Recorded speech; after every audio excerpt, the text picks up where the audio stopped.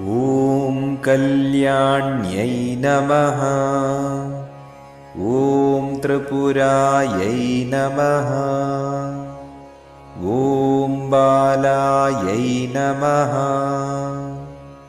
ॐ मायायै नमः।